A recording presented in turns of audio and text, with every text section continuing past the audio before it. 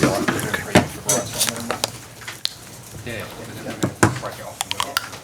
So we'll take some questions on tonight, folks, and then we'll start doing our preview for our game on Sunday, which will embargo until 1:30 tomorrow afternoon. But we'll start with tonight's game. Okay, Rob. What was your assessment of that? It felt as though, particularly in the second half, there was a lot of control, a lot of possession, maybe not as much threat as you would like from your side. Is that fair? Yeah. I think we started the game really well. Disappointed with a goal.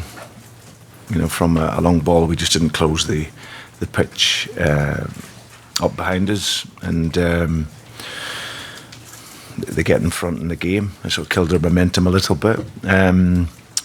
Changed it a little bit at half time, and the players were great second half in terms of the mentality and started to, like you say, get on the ball and put Manchester United on the back foot. But the reality for us is just lacking that quality and bit of craft and imagination in the final third. So we just couldn't and weren't able to break them down. But the players give absolutely everything. They're pushing in the game. Mentality in the game was great. Kept fighting, but no, we just lacked that little bit of craft in the final third. You've seen everything in the game, but you've heard the supporters at the end there booing at the final whistle. You'll understand their frustration, I guess. Yeah. No winning in the first 5. Yeah. Are you worried by the form at the moment? Well, listen, I'm happy that the window's shut, if I'm being honest. Been huge distractions for us this window, and I think obviously you'll have read the programme notes and you see the situation that the club is in. So to have to watch virtually every single club in the top 5 leagues get players in, and for us not to be able to improve, that was difficult, not just as a manager but from players, because players want to compete. They want to, this group have shown that they can compete, but we need a hill, and but unfortunately haven't been able to get that. So in terms of the results, it's my responsibility. I take that. We should have won by now. We've been in a couple of games in really good positions, weren't able to see it through. So I totally understand it. The game is, supporters want to see the team win, and if they're not, they'll tell you. So for us, we won't hide behind the rock and go away.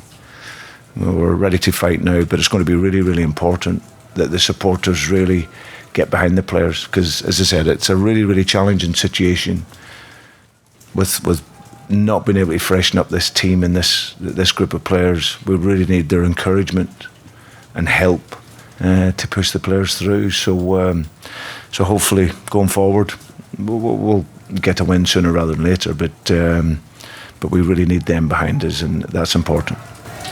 Do you feel that the squad is, understandably, in the circumstances you just described, weaker now than it was a year ago? You've lost Kasper Schmeichel, you've lost Wesley Fofana. And we lost Ademola Lookman. Absolutely. He was a lone player that... You brought Luke Face in today, Alex Smithies as well, but overall it's weaker, is it? Well, I think it's clear to see that. It's... That's hard from your perspective, isn't it? It's very hard. You want to build something, and we know how much you want to build. Yeah, well, when you want to compete, I think we shown. I came to Leicester to compete, and I think in the first few years we were able to do that. But the last couple of windows we've been unable to add to the squad, and like you see in all the other teams and top teams, you have to add quality. And unfortunately for us, we're not able to do it. But I think what's most important is the sustainability of the club. I can't think only of myself, and of course I would love to have added 5-6 players that adds to the quality of the group, which gives competition, which improves the players that you have. But if you can't do it, I respect that, and I have to do the very best with the resources I have. Pleasure. It's very hard to keep that momentum going, especially when you're in a league which has broken all records this summer. It's the biggest transfer window ever. It's like £2 billion spent. Yeah. And it's more than just positions. It's that kind of tangible feeling of a club going forward, which is very hard for a manager to compensate. Yeah. Well, it's improvement, Sam. I think that you always want to improve and develop and add to the squad. And like you say, the competition now is greater. I think 4 or 5 years ago, Leicester were probably the club outside the top six, the elite, and everyone could see that. But I think it's clear now that there's more challengers with more resources and more money, and it's obviously a lot more difficult. So then if you can't then add to try and keep up, then it can be difficult. But listen, we have to manage with what we've got, and like I say, we've got a really good, honest bunch of players that will keep fighting and we'll keep working and look to see if we can get the first win. Brendan, how does that lack of help that you're talking about make you feel? Are you disappointed in that? Does it make you question your own position and your work here? Listen, I've loved every minute of being in here. It's the longest I've ever been at a club, and that's because of the players and it's because of the ownership. You know, it's they give me every support. Like I said, I come in. My challenge here was to disrupt the market. In the first 2 years, we were able to do that. We won an FA Cup and a Community Shield, and of course, you want to then try and build in that. But we haven't been able to do it, and I trust the board here. If they're telling me that we can't do that, then we can't. And of course, I want to compete, and hopefully, I've shown in my time here that I can compete without the best resources. But yeah, it is frustrating. But I respect the people here, and I understand where they're coming from.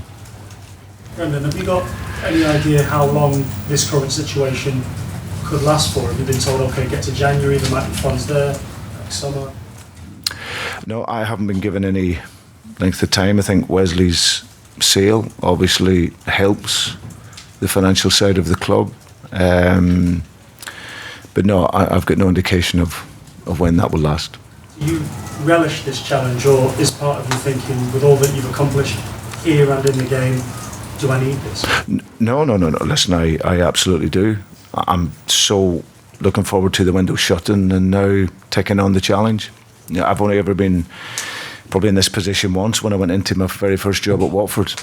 We were in the bottom three, and one of the things we did do in the January window was we galvanised the squad and we brought players in. So and that's seen us through, and we finished the season really well. So this is now going to be a great challenge. You know, I would love to be sitting and competing where we were a few seasons ago, but for that you have to develop your squad, and if you can't, then you work with the resources that you have. So I'm going to relish it, and certainly won't be shirking the responsibility. What was the thinking behind playing Wilfred centre-back, like you say, Cags? Cags, with the greatest respect, has been out of form for a while, and in training, and that was our best option. Daniel Marty was ill, so that was the reason. Have you spoken to Suintry directly about that? Yeah. It was one of them ones where, again, Cags probably thought he was going to be moving on, and it's been a difficult period for him. But I can only judge. You know, we changed the back four around this evening. We conceded 10 goals in 4 games. So we brought in Luke Thomas, who I thought done excellent. You know, for a young kid, it was his first game. Thought he'd done ever so well. JJ, he's a really, really good defender. Johnny, I thought, was fantastic against his old team, and Wilf, wherever he plays, he always gives his all. So Castagna being on the bench was tactical rather than an injury? No, he wasn't injured, no. Thanks, folks. We'll do some preview.